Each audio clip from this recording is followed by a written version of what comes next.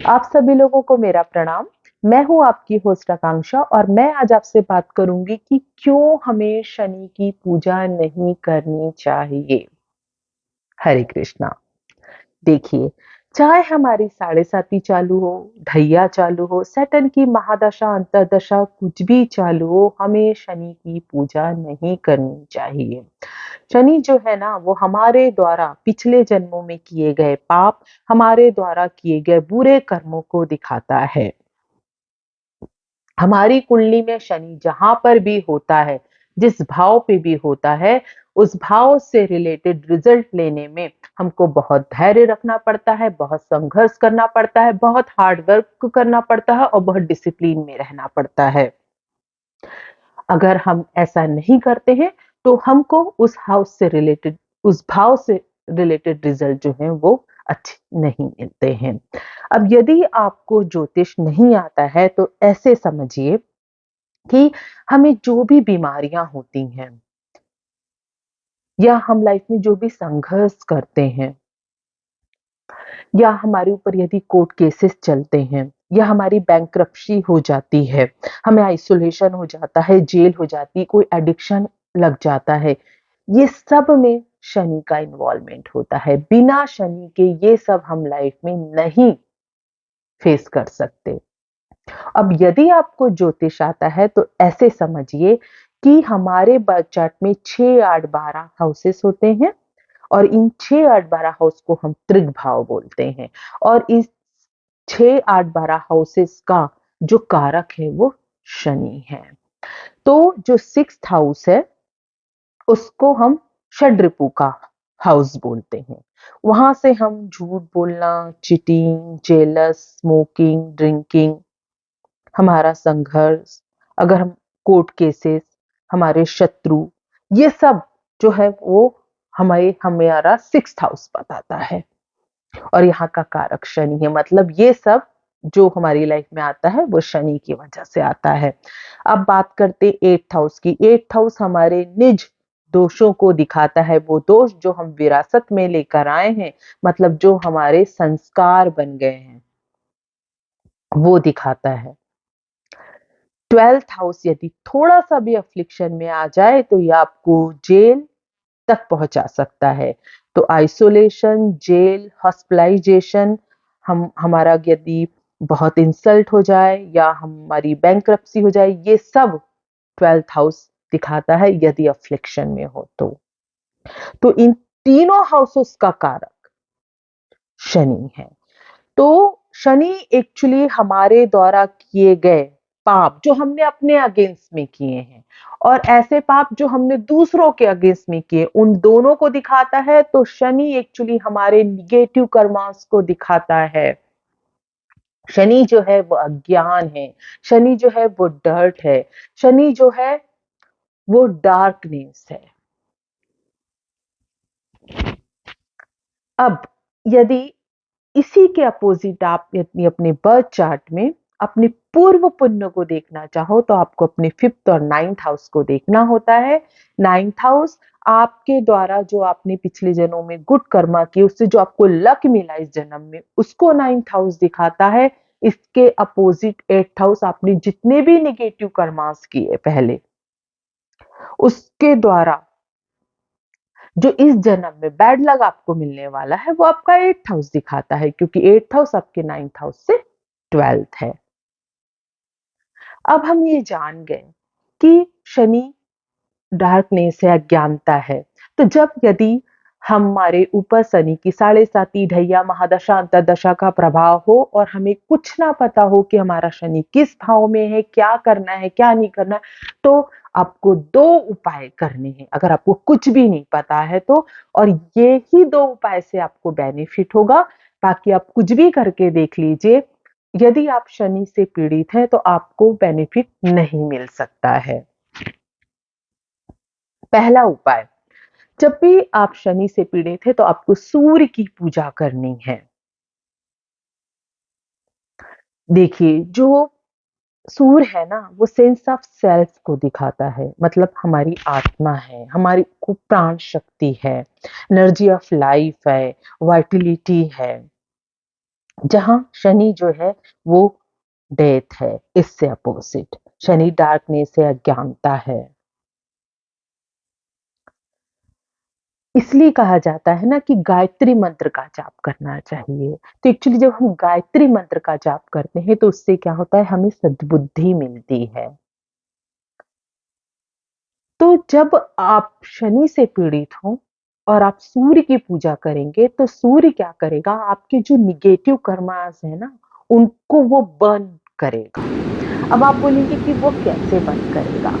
क्या होता है जब हम सूर्य की पूजा करते हैं तो सूर्य हमको प्रेरित करने लगता है कि हम राइट एक्शन लें, मतलब राइट कर्मा करें, हम धर्म के रास्ते पे चलें। वो हम पे प्राण शक्ति देने लगता है, हमको अज्ञानता से ज्ञानता की तरफ लेकर जाने लगता है, डार्कनेस से लाइट की तरफ लेकर जाने लगता है, हम पे हमारी आत्मा शाइन होने लगती है एक्चुअली। इसलिए सैटर्न के टाइम पे सूर्य की पूजा करनी चाहिए, चाहे आप सूर्य के मंत्रों का जाप करो, आदित्य हृदय स्तोत्र करो, सूर्य के यज्ञ करो, कुछ भी करो पर सूर्य की पूजा करनी चाहिए। दूसरी बात, इस चीज को ऐसे भी समझिए कि सूर्य प्रैक्टिकली कैसे बंद करेगा आपके नेगेटिव कर्म। क्या होता है, जैसे मैंने बोला कि शनि जिस भाव में भी है आपकी कुंडली की, उससे रिलेटेड संघर्ष देगा। संघर्ष करना किसको पसंद है? उससे रिलेटेड जो रिजल्ट मिलेंगे वो डिले होगी उसमें। तो जैसे एग्जांपल समझिए कि शनि 10th हाउस में है, तो बोलते हैं कि जब शनि 10th हाउस में होता है तो आपको बहुत लो लेवल से स्टार्ट करना पड़ता है, आपकी जो करियर ग्रोथ होती है वो बहुत स्लो होती है, और शनि अपनी महादशा अंतरदशा में या ढैया में या साढ़े साती में या तो आपको सडन राइज देते हैं या सडन फॉल देते हैं। ऐसा सभी हाउसेस से रिलेटेड समझिए कि डिले करते हैं उस हाउस से रिलेटेड शनि। धैर्य रखना पड़ता है, डिसिप्लिन में रहना पड़ता है, हार्ड वर्क करना पड़ता है। लेकिन हम ये नहीं करते हैं उस भाव से रिलेटेड, और हम हार्ड वर्क नहीं करते, डिसिप्लिन में नहीं रहते, और हमको संघर्ष ज्यादा हमारा बढ़ जाता है, और वो निगेटिव कर्मा हम और भी ज्यादा करते हैं। हमको एक्चुअली उस भाव को समझना चाहिए कि शनि हमसे ये चाहते हैं, बट हम क्या करते हैं, हम उसका अपोजिट करते हैं। तो जब आप सूर्य पूजा करोगे तो सूर्य आपको ज्ञान देगा, आपको समझ देगा कि नहीं, अ, मेरे को जैसे कि अगर 10th हाउस में है तो आपको ये समझ देगा कि नहीं, मेरे को मेरे काम पे ईमानदार रहना है, मेरे को हार्ड वर्क करना है, मेरे को धैर्य रखना है, मेरा भी समय आएगा। तो यदि आप ऐसा करते हैं, सूर्य आपको ये बुद्धि देंगे, और यदि आप ऐसा करते हैं तो जब सैटर्न आएंगे, एक्टिवेट होंगे, तो आपको सडन राइज दे देंगे, चाहे आपको 20 ईयर्स से ना मिला हो। और यदि आप नहीं करते, आप अज्ञानता में रहते हैं, अरे मुझे तो कुछ मिल ही नहीं रहा है, अरे मैं क्यों उठूं, अरे मैं क्यों करूं, या आप गलत कर रहे हो कुछ वर्क प्लेस में, तो जब सैटर्न एक्टिवेट होंगे तो आपको सडन फॉल दे देंगे। तो ऐसे ही हमको सारे हाउसेस से रिलेटेड समझना है। इस वजह से सैटर्न की साढ़े साती ढैया या जब उनकी अंतर्दशा महादशा चलती तो कुछ लोगों के साथ पॉजिटिव भी हो जाता है, क्योंकि जब सैटर्न एक्टिवेट होते हैं तो वो आपके प्रेजेंट में किए गए कर्मा और पास्ट में किए गए कर्माओं को पास करते हैं। दूसरा उपाय क्या है? देखिए, जो नाड़ी ग्रंथ है उसमें ऋषियों ने कभी ये नहीं बोला कि आपको शनि की पूजा करनी चाहिए। उसमें उन्होंने ये दो उपाय बताए। पहला उपाय तो ये कि आपको सूर्य की पूजा करनी चाहिए। दूसरा उपाय उन्होंने ये बताया कि आपको शिव जी के रुद्र रूप की पूजा करनी है। जैसे कि हम रुद्राभिषेक करते हैं। क्यों करते हैं रुद्राभिषेक? हम क्यों शिव जी पे जो है वो वाटर चढ़ाते हैं? क्योंकि वाटर चढ़ाने का मतलब ये होता है शिव जी पे कि हम अपनी आत्मा को प्यूरिफाई करते हैं एक्चुअली। तो जैसे मैंने आपको पहले भी बताया है कि जो भगवान विष्णु है वो पालनहारी है, वो सस्टेन करने की एनर्जी को दिखाते हैं, और भगवान शिव का जो रुद्र रूप है वो जो है वो एक डिस्ट्रक्टिव एनर्जी को बताता है। मतलब भगवान शिव जी का जो रुद्र रूप है, अगर हमारे कोई भी नेगेटिव कर्मास है ना, वो उनको बर्न करने में हमको हेल्प करते हैं।